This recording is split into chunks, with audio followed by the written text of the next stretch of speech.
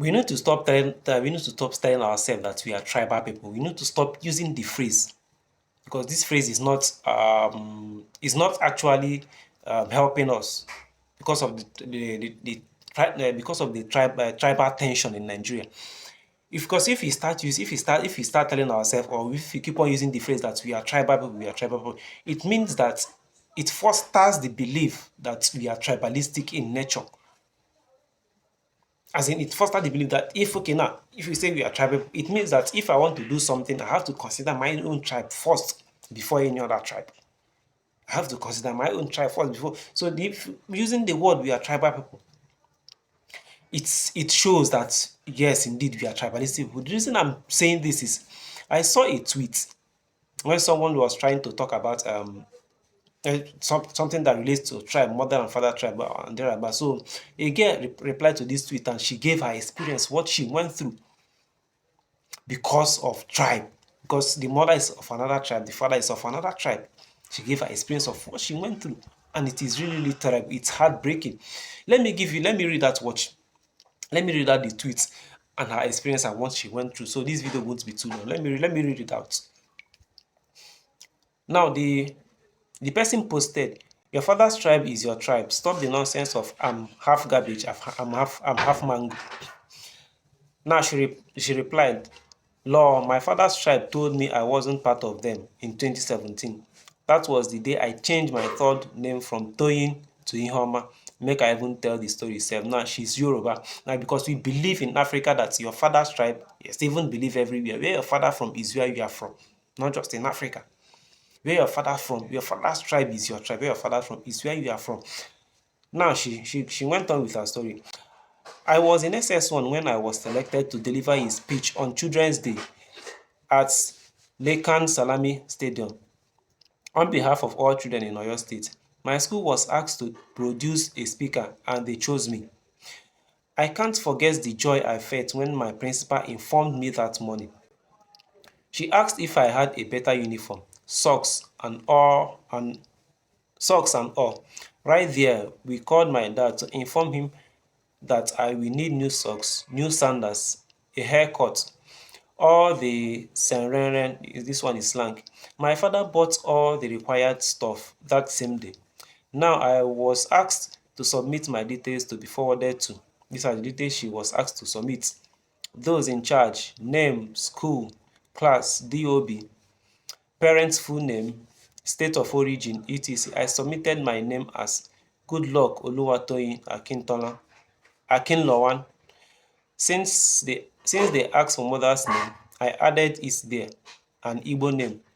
For state of origin, I filled Ogun. For residence, I filled Oyo. Heck, I wasn't even fluent in Igbo at the time. All I knew was English and Yoruba. We submitted the details and I went on to prepare my speech. After 2 days, they asked us to send a copy of the speech for them to vet. We did. Tell me why 3 days to the event. These people called my principal that we should not bother sending a rep. My principal was furious, but she managed to ask what their reason was, and that was where we heard it. They told us that they wanted a full Yoruba child to represent the state since it's a Yoruba state. My principal even asked them, "Shebi, Babalolomo," meaning, isn't it the father that owns the child? These people no gree o. After my principal refused to let them rest, they told her they called her back and said they actually wanted a child from Oyo State. That's why they disqualified me. Though my principal sha weak. But on the day of the event, she suddenly called me and one teacher. She asked us to follow the march past guys to the stadium, just in case. When we got to the stadium, I listened patiently until they called the girl that was to deliver the speech. Guess the state she was from? Ekiti. Remember, they said they disqualified her because they wanted someone from Oyo and she's from Ogun. What was worse, they infused some part of my speech into hers and gave her to read. I couldn't even cry. I went home that day with the realization that if organizers of a state event could do this, I will never be enough to be fully Yoruba. And I accepted it. From that day onward, I started using Ihoma as my third name, and it became permanent after my WAEC registration. Yes, half garbage, half mango. I'm only family to those who see me as family, Esel. Now, you can hear from the story, you see what she went through. This is because of tribalism. That is why I said we should stop using this phrase, we are tribal people. Yes, we have many tribes in Nigeria, but that does not mean we should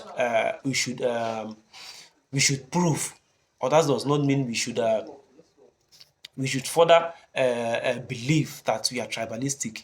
If we want to connect to our roots, we should rather use the word we adhere to our culture, adhere to our tradition, we are traditional people, stuff like that. Even at that, saying that we are tribal people conforms to the saying that we are tribalistic, because like I said earlier, it means that I have to consider my tribe first before I consider any other tribe. In this girl's case, there is nothing like she's from another tribe. She is Yoruba. By the definition of I'm from this tribe, she is Yoruba. There is nothing like she is half Yoruba. She is full Yoruba. But she was denied of what she merited. Now, not that the politics was played or anything. For the principal to pick her to represent a state in it, this is not to represent the state. This is not something that has to do with politics. It means that this girl, she is brilliant. She is bold. She does not have stage fright. She is bright enough to represent the state. But what happened?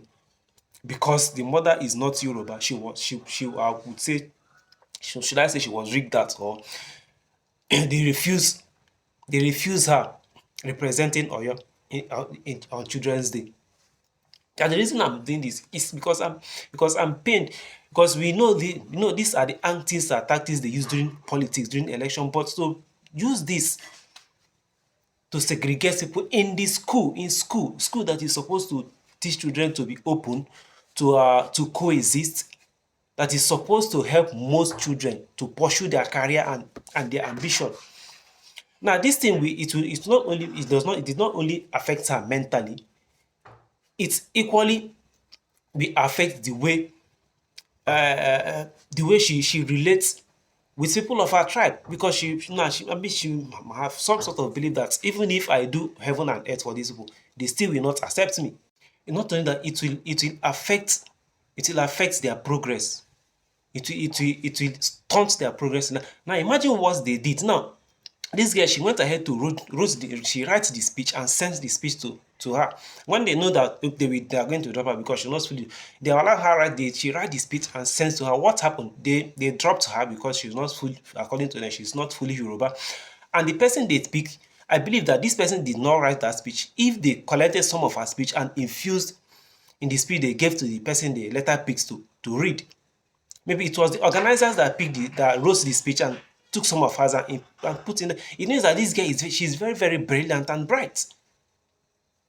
Now, if she's doing anything in her life, maybe she wouldn't want to have anything to do to her career. If she's pursuing her career in life, maybe she wouldn't want to have that close relation with people of her tribe, because she believes they will disappoint her.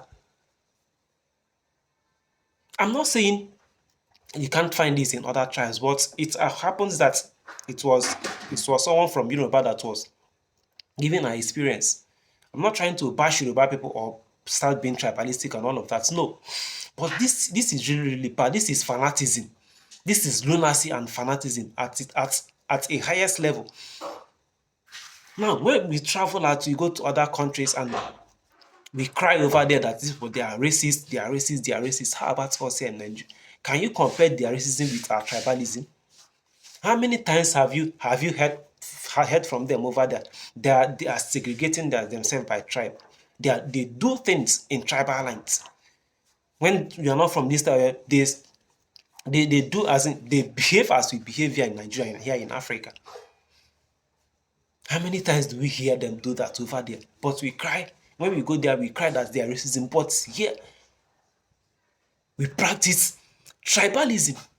And which in a very, very despicable manner. Look at what happened to this girl. In a very, very despicable manner.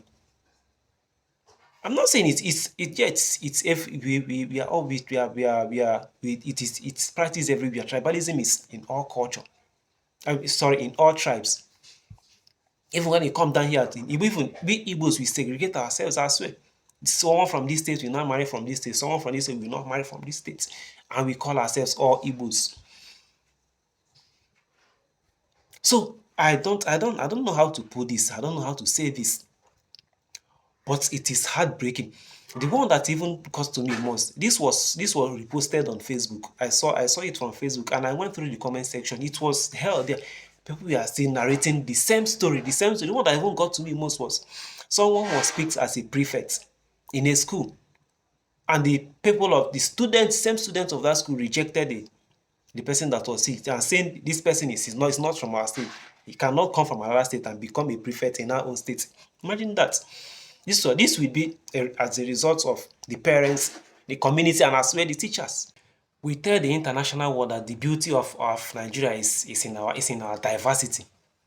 It's in our diversity, but her diversity has just become her woes. Her diversity became, should I say, became something that haunted her, became her disappointment.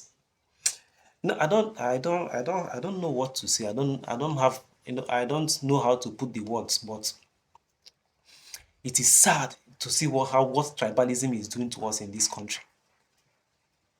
Not just tribalism, to see what segregation is doing to us in this country. It's killing us. Like I've said earlier, corruption is not, the only problem we will get. Tribalism is even worse than corruption, because is this tribalism that is strengthening corruption. And tribalism is strengthening corruption. You see someone that is heavily corrupt, you will see the people of that same tribe with that person jumping and defending that person just because they are of the same tribe. Tribalism is the highest enabler of corruption.